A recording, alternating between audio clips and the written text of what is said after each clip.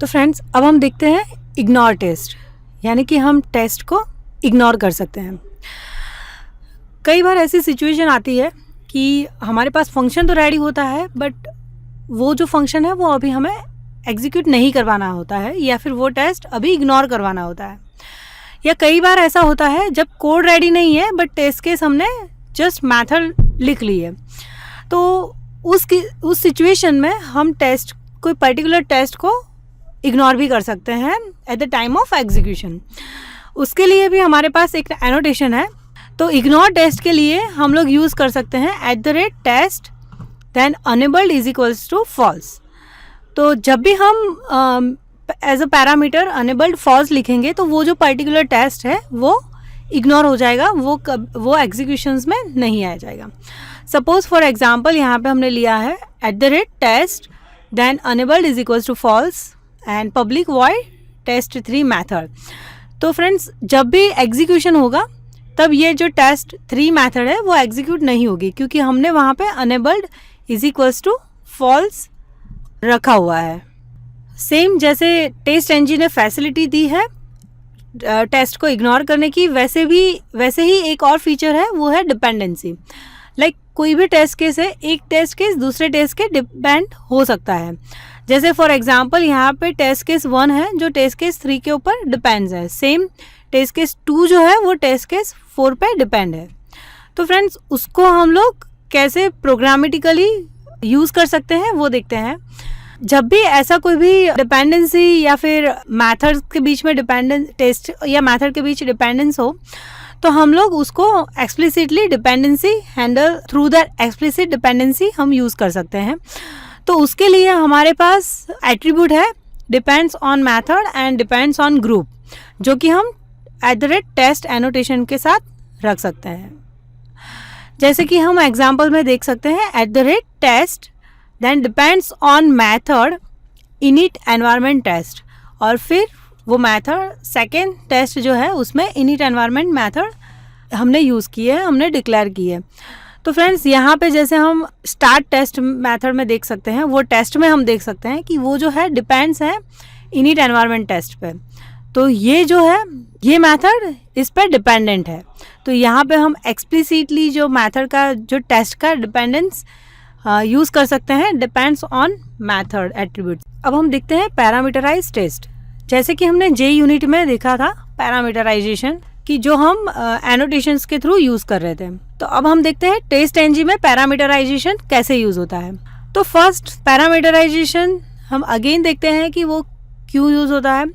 तो जब भी कोई पर्टिकुलर टेस्ट हमें एग्जीक्यूट करवाना हो विद डिफरेंट डेटा, तो हम यूज़ करते हैं पैरामीटराइज टेस्ट। जैसे टेस्ट एनजी में हम लोग पैरामीटर्स टेस्ट मैथड में भी पास कर सकते हैं XML के थ्रू, या फिर हम लोग डेटा प्रोवाइडर एक एनोटेशंस है उसमें भी पास कर सकते हैं। फर्स्ट जो मेथड है हम देखते हैं XML मेथड के थ्रू कैसे पास कर सकते हैं। तो फर्स्ट मेथड में हम लोग इसका एक एनोटेशन यूज़ करेंगे पैरामीटर्स का। फॉर एग्जांपल @test, उसके वहाँ नीचे हम @parameters user name and password. तो फ्रेंड्स, यहाँ पे जो ये यूज़र नेम और ये पासवर्ड है वो हम लोग ने पैरामीटर्स रखे हैं, 2 पैरामीटर्स। नाउ हमने मेथड एक बनाई है जो कि है टेस्ट मेथड, उसके अंदर यूज़र नेम और पासवर्ड हमने पास किया है। अब टेस्ट मेथड में जो भी हमें एग्जीक्यूट करवाना है, जो भी एज अ टेस्ट स्क्रिप्ट करनी है वो हम लिखेंगे। नाउ ये यूज़र नेम और पासवर्ड हमें जो हमारी testng.xml फाइल होती है उसमें हम लोगों को पास करनी होती है। जैसे कि यहाँ पे suite name, then name of the suite, then test का जो नाम है वो पास करेंगे। उसके बाद टेस्ट के अंदर हमें एक पैरामीटर टैग मिलेगी, उसके अंदर नेम और उसका वैल्यू, 2 एट्रीब्यूट हमें पास करना है।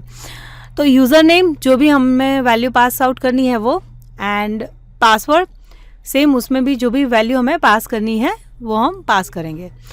और उसके बाद उसके जो भी क्लासेस है, लाइक हमारा जो क्लास नेम है वो हम लोग यहाँ पे पास करेंगे, जिसमें हमने टेस्ट और पैरामीटर्स यूज़ किए हैं। तो फ्रेंड्स, हम लोगों ने यहाँ पे पैरामीटर्स एनोटेशन और XML फाइल के अंदर पैरामीटर्स पास किए हैं। तो जब भी हम ये स्क्रिप्ट रन करेंगे तब ये parameters at the run time वो एग्जीक्यूशंस में होगा।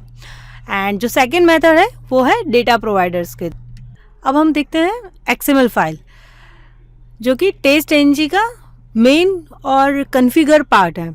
ये जो TestNG XML फाइल है वो बेसिकली जो हमें मल्टीपल टेस्ट क्लासेस को हैंडल करना होता है या फिर क्रिएट करना होता है, उसके लिए ये फाइल काफ़ी इम्पॉर्टेंट है।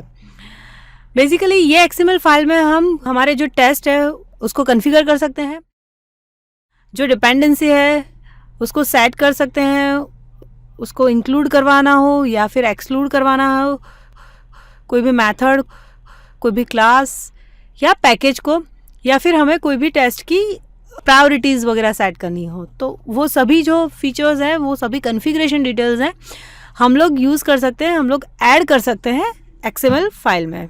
नाउ जैसे हम देख सकते हैं यहाँ पे जो हमारा जो XML फाइल है TestNG XML, जो हमारा टेस्ट आउटपुट फोल्डर है उसी के अंदर हमने TestNG XML फाइल बनाई है। ना उसके अंदर शूट नेम, टेस्ट नेम, यहाँ पे है क्लासेस, यहाँ पे हम डिफरेंट जो क्लासेस हैं वो हम लोग ऐड कर सकते हैं। तो फ्रेंड्स, इस XML फाइल में कोई भी हमें डिपेंडेंसी रखनी है या फिर कोई टेस्ट को इंक्लूड करवाना है, किसी को एक्सक्लूड करवाना है, कहीं पे हमें प्रायोरिटीज़ सेट करनी है, तो वो सभी कॉन्फ़िगर हम लोग ये XML फाइल में रख सकते हैं। तो अब हम देखते हैं TestNG का वाइडली और काफ़ी इम्पॉर्टेंट फीचर, वो है रिपोर्ट जनरेशन। तो TestNG जो है वो काफ़ी पावरफुल है as in terms of report generation. उसके अंदर ऑलरेडी प्री डिफाइंड लिसनर्स हैं जो कि टेस्ट एग्जीक्यूशंस के टाइम पे वो डिफ़ॉल्टली ऐड हो जाते हैं, जिसके थ्रू रिपोर्ट जनरेशन TestNG में बहुत ईजी हो जाता है। तो फ्रेंड्स, जब भी हम TestNG को रन करते हैं बाय डिफ़ॉल्ट जो है हमें टेस्ट आउटपुट फोल्डर मिलेगा, उसके अंदर हम HTML और XML रिपोर्ट्स देख सकते हैं। फॉर एग्ज़ाम्पल यहाँ पे हम देख सकते हैं कि टेस्ट आउटपुट के अंदर हमारे पास index.html पेज है। तो ये जो पेज है वो हमारे पास HTML फाइल है जिसके अंदर रिपोर्ट है।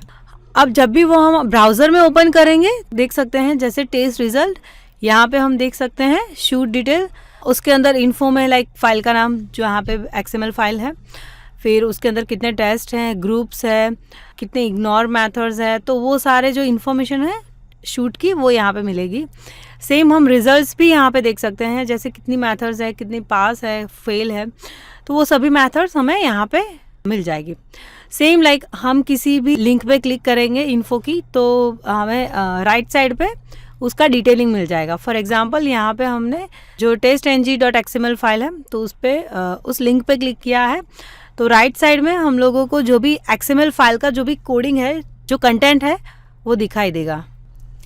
तो फ्रेंड्स, इस सेशन में हमने TestNG का ओवरव्यू, इंट्रोडक्शन देखा, फिर हमने देखा कि TestNG को कैसे कॉन्फ़िगर कर सकते हैं, कैसे हम Eclipse में इसका प्लगइन इंस्टॉल कर सकते हैं। हमने देखा कि टेस्ट केस को हम कैसे राइट कर सकते हैं वेब ड्राइव और TestNG के थ्रू। हमने एनोटेशंस देखे, टेस्ट को एग्जीक्यूट किया था, हमने टेस्ट शूट को एग्जीक्यूट करके देखा, हमने इग्नोर टेस्ट फीचर देखा, हमने डिपेंडेंसी टेस्ट देखा, देन हमने पैरामीटराइज टेस्ट को कैसे करते हैं वो देखा, हमने TestNG XML file as well as हमने रिपोर्ट जनरेशन कैसे यूज़ कर सकते हैं या कैसे होता है TestNG के थ्रू, तो वो हमने देखा।